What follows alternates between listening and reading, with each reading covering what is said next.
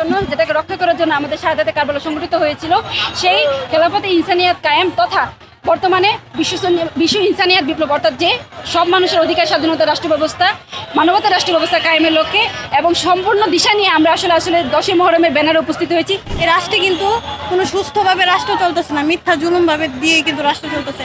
আমাদের এই শহীদ দিবসে ইমাম আকবরের শিক্ষা হচ্ছে সত্য প্রতিষ্ঠা, হ্যাঁ, মূলকিয়ত মিথ্যাকে উৎখাত করে সত্য প্রতিষ্ঠা করা। আমাদের এই শহীদ দিবসে আসার তখনই সার্থকতা হবে যখন আমাদের এই দেশে যেন প্রত্যেকটা মানুষের ভিতর যেন সত্য ধারণ করা হয়, ইমাম আকবরের যে শহীদের শিক্ষাটুকু যাতে ধারণ করা হয়।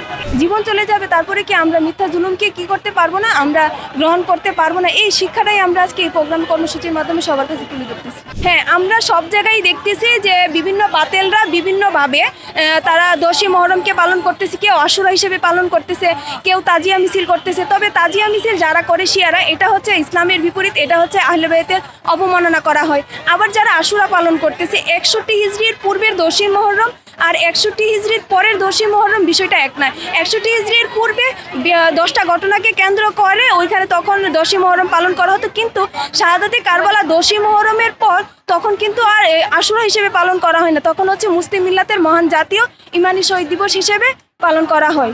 মুসলিম মিল্লাত ও সমগ্র মানব মণ্ডলীর মহা শাহাদত দিবস 10ই মুহররম শাহাদাতে কারবালা দিবস।